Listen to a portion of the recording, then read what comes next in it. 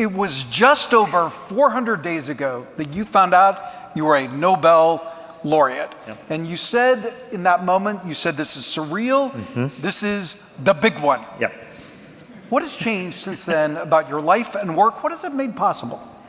Well, look, it's still pretty surreal, actually. It still hasn't fully sunk in. But it has made quite a big difference. The thing it makes a difference to is when you speak to people not in your field, including big government people, things like that, who maybe don't know that much about AI.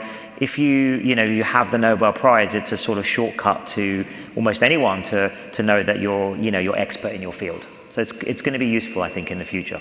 And you had endless resources at your disposal. Are there new resources that you have or that you think you can tap now? Not really. I mean, you're right. We're lucky at Google and at DeepMind. We have a lot of resources. They're not endless. We always need more compute, no matter how much compute you have. But we have a lot of great things, which is why we're able to do such a broad portfolio of things. But it's mostly, again, this platform it gives you to basically speak out about things that you care about.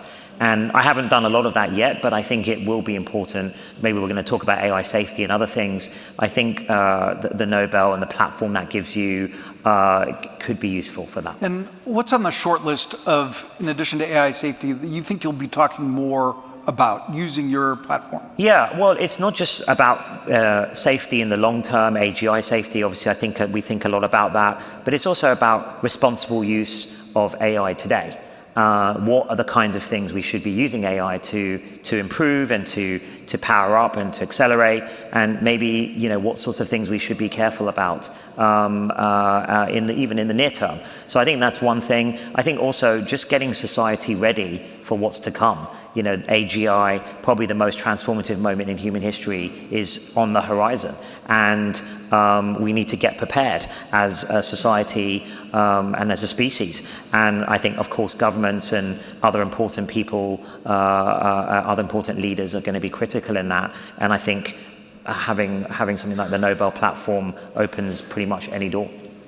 One of the things that distinguishes you is you're deep in the science, and yet you also are on the front line of this fight and this race among companies, hyperscalers, superpowers, and you, sort of in the mold of Steve Jobs, you also have a product mind. You want to create delightful things for people, but you always say you're a scientist first.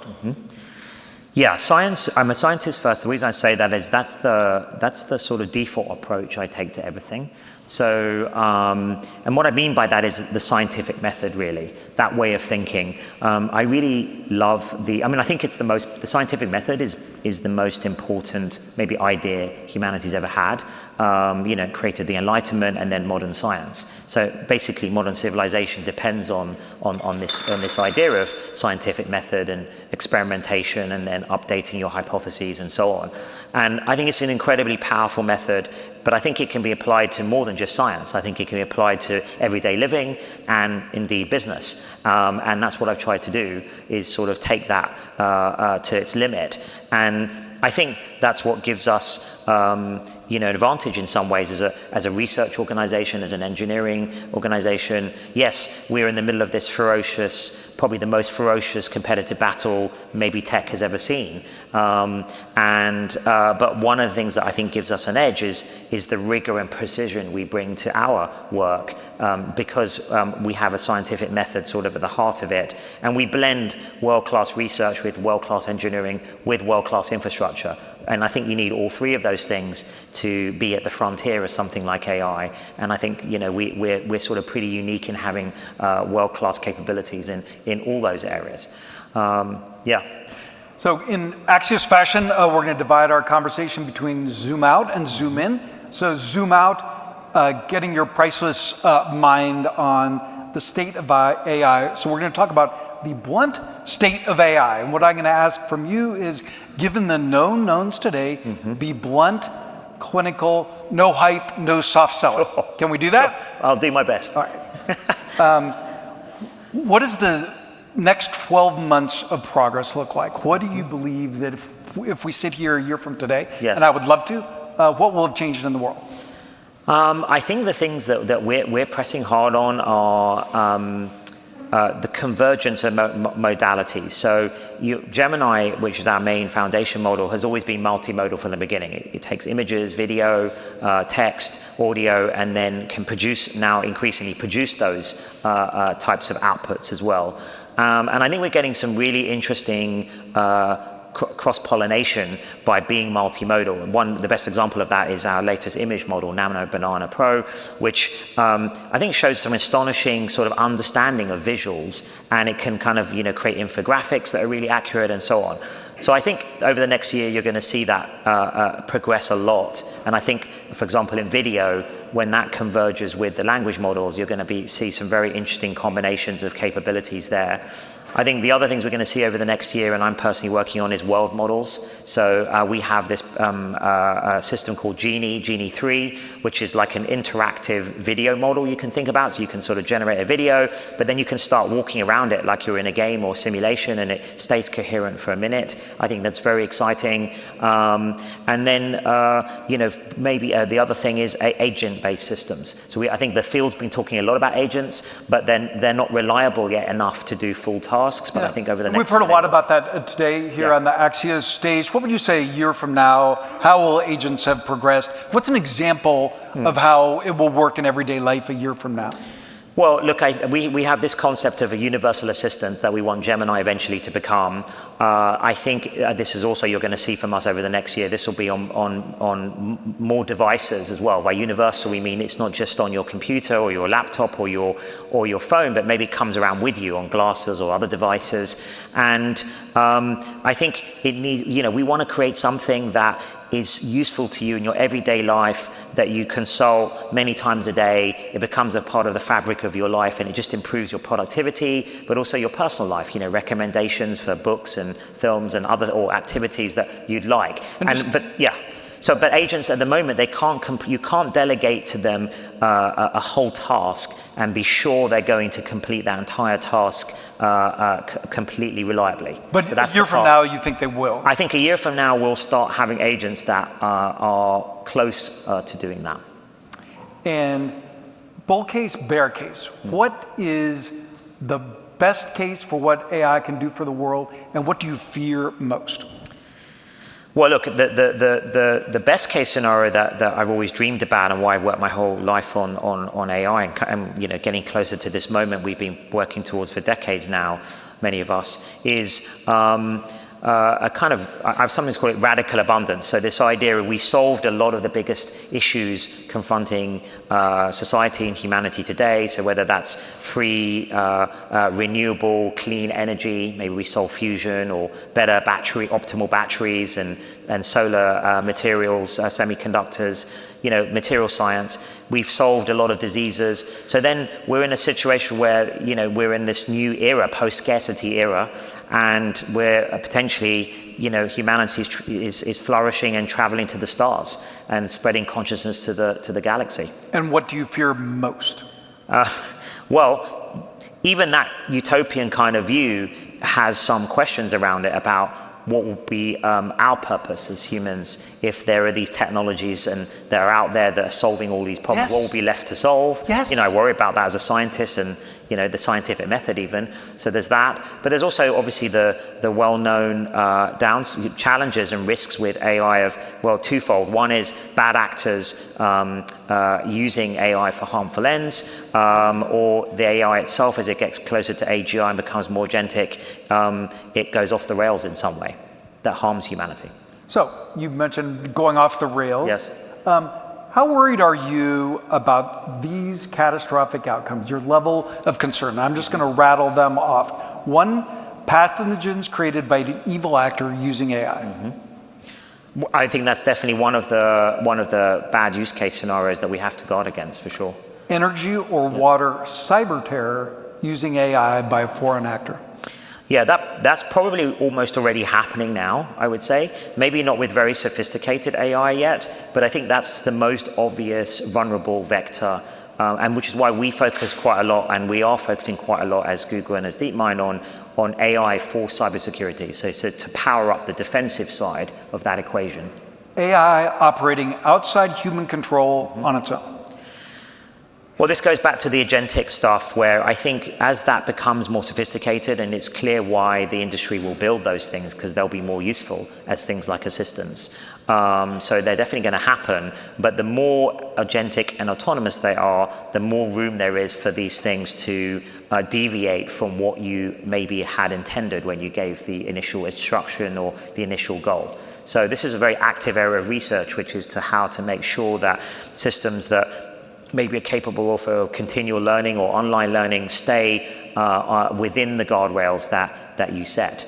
I mean, I think the good news is because AI is become so big commercially and for enterprises, if you think about renting or selling one of your agents as a model provider, leading model provider to another big business, those businesses will want guarantees around the agent's behavior, what it does with their data, what it does with their customers, and if those things go wrong, they're not going to be existential in any way, but you'll lose the business for sure. So, because why would that business enterprise go with that provider? They would choose a different provider that was more responsible and had better guarantees. So I think what's great about that is it will sort of capitalism will reward sort of naturally, ideally, more responsible actors. But it's possible that the AI could jump the moat, jump the guardrail. Potentially, if done wrong. I mean, that was always a possibility where nobody really knows what that's one of the big unknowns. I think it's non-zero, that potential. So it's worth very seriously considering and mitigating against. But, I hear people talk, give very precise percentages about what the chances of these things go wrong. P-doom. A P-doom, which I think is kind of nonsense because no one knows what it is. So I know is it's so you don't quantify it, but you say it's... It's non-zero. So clearly, if your PDOM is non-zero, then you must put significant resources and attention on that. Where is the U.S. winning the AI race against China, and where are we losing? I think that we're still in the U.S. and in the West in the lead. If you look at the latest benchmarks and the latest systems, but they're not, China is not far behind. If you look at the latest DeepSeek or the latest models, they're very good. And there are some very capable teams there. So maybe the lead is only a matter of months as opposed to years at this point. Because when you put chips aside, AI, China probably is winning. No, I think chips is one thing, but I think algorithmically, innovation-wise, I think the West still has the edge. So I don't think any of the Chinese models or companies have shown they can innovate on algorithmically something new that beyond the state of the art. They've been very good at fast sort of following the current state of the art. Our last zoom out question, and you're going to like this one. What's the most astonishing thing about AI that you think gets shockingly little attention? The most astonishing thing about AI that gets shocking little attention. Yeah, I think if I think of the things we're working on and already have working, it's the multimodal understanding these models have. Like if you... And multimodal is video? Yes, video, image, and I mean audio, but I'm thinking specifically video actually. So if you give Gemini a YouTube video to process, you can ask it all sorts of incredible things about the video that it's just sort of mind-blowing to me that it can understand sort of conceptually in a lot of cases, like not always, but in many really impressive cases, what's happening. Can understand the nuance. What's an example of a question? Well, I've asked the questions on like, I mean, look, this was just something I tested Gemini on the other day was I love the film Fight Club, and there's some scene in it, I think, where Brad Pitt or maybe it's Ed Norton, I can't remember, takes off his ring before having a fight. And the sort of, I asked, Gemini, like, what's the significance of that action? And, it came up with a very interesting sort of philosophical point about leaving behind everyday life and just sort of symbolically showing that was very interesting kind of meta insight that these systems have now. And I think if you use it, the other thing that's sort of not appreciated is like we have this thing called Gemini Live where you can point your phone at something and say you're a mechanic, it can actually just help you with whatever task you have in front of you. Ideally, that should be glasses glasses because you want to have your hands free really for that. But I think people don't realize how powerful that multimodality capability is yet. All right, you've given us the perfect bridge and transition to zooming in. Congratulations on Gemini 3. Thank you. Last month, your game-changing model, you say it reasons with unprecedented depth and nuance. Tell us what's unique about the nuance part of Gemini 3. Yeah, I think it's just we're really pleased with the almost the personality of it, the style of it, as well as its capability. I like the way that it answers succinctly. It pushes back a little bit it doesn't just agree with whatever you're saying. It pushes back gently on some ideas that if they don't make sense. And I think people are appreciating. It seems as sort of. I feel like you can feel it's a bit of a step change in its kind of intelligence and therefore usefulness. And what's something that Gemini has answered or produced where you said, I didn't know it could do that, or I didn't know it would do that? Well, actually, this is the amazing thing of why we love what we're doing so much is that this era we're now in with research connected to product. The great thing about that is that you get millions and potentially at Google billions of users immediately taking advantage of the new technology you put out there. And we're continually surprised by the cool things that people figure out very quickly to use these models for. And a lot of those things sort of tend to go viral. But the thing I most enjoyed with Gemini 3 was one-shotting games. So back to my very first career of making AI for games, I think we're very close now with these models, maybe the next version of models where you could start really creating perhaps commercial grade games, vibe coding them in a few hours, which used to take years. And that shows nuance. What does that show about the model? Well, I think it's just incredible depth and capability of these models to understand very high level instructions and produce very detailed outputs. And the other things that Gemini 3 specifically is good at is front-end work and developing websites, and it's pretty good aesthetically and creatively as well as technically. Something we've written a fair amount about at Axios is that even the authors, creators of these models don't totally understand them. What's something about Gemini 3 that you feel like you don't totally get? Well, actually, I feel like with all these models, and maybe all of the audience are feeling this too, is that there's such a fast pace of innovation and improvement. We're spending almost all of our time building these things. I have to have this feeling every time we release a new version that I haven't even had time to even explore a tenth of probably what the existing systems can do. Because of course we're on to immediately, we're referencing back to the ferocious race and competition we're in. We're immediately focusing on the next innovation and obviously making sure it's safe and reliable and all those things. So again, our users end up taking them much further than often we've tried internally. And one more question on Gemini 3, a little back story. And you had a number of irons in the fire, but LLMs, the text-based large language models, you didn't necessarily go all in on that as the holy grail. Something that Walter Isaacson, the great author and thinker and your friend, said to me is that when you saw the power of the LLM, you did a pivot, a pirouette, as Walter said it, and were able to leapfrog to great success. And Walter's point was that most business people would have been stubborn, might have doubled, tripled down on their other bets. How did you make this decision to go all in on your LLM? Well, I think this is, again, the beauty of and the strength of the scientific method. If you're a true scientist, you can't get too dogmatic about some idea you have. You need to go with where the empirical evidence is taking you. So first of all, this is Walter's probably referring back to the 2017, 2018 era. So there we had a lot of irons in the fire, as we said. We had our own very capable language models that were called Chinchilla and then Sparrow. And we had these various different code names for them. They weren't publicly released, but they were internal. In fact, some of the scaling laws were originally figured out by our team. They're called the Chinchilla scaling laws. But we also had other types of programs, AlphaZero, things that were building on AlphaGo, pure RL systems. And we also had some cognitive science, more neuroscience-inspired architectures as well. And at the time, we weren't sure. My job is to make sure we build AGI first, fast, and safely. Right? That's always been our solve intelligence, our mission at DeepMind.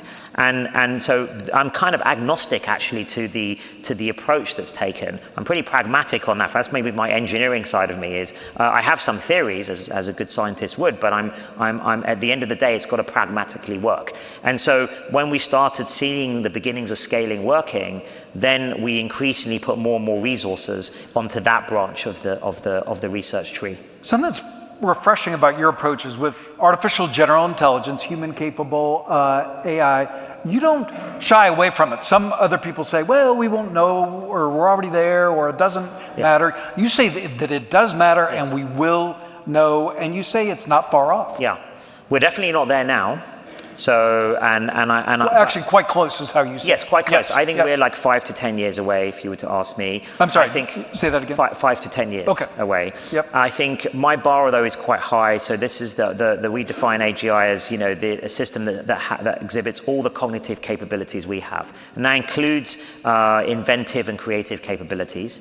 I think there are missing, as all of you have used the current LLMs, they're amazing in some ways, they're really impressive in some senses, they've got incredible, almost PhD levels, key skills in some areas, IMO gold medals and so on, but in other areas, they're very flawed still. And so they're these sort of jagged intelligences. So you would expect across the board consistency from a true AGI, and they're missing other capabilities like continual learning, online learning, long-term planning and reasoning. They can't do any of these things currently. I think they will be able to, but maybe 1 or 2 more breakthroughs are going to be required. And a question from the great Ina Fried, who we've seen today and whose coverage from day 0 of Axios has helped make Axios what it is.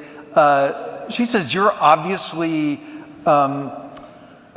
you've said that AI might be 1 advance, 2 advances away from AGI. Yes.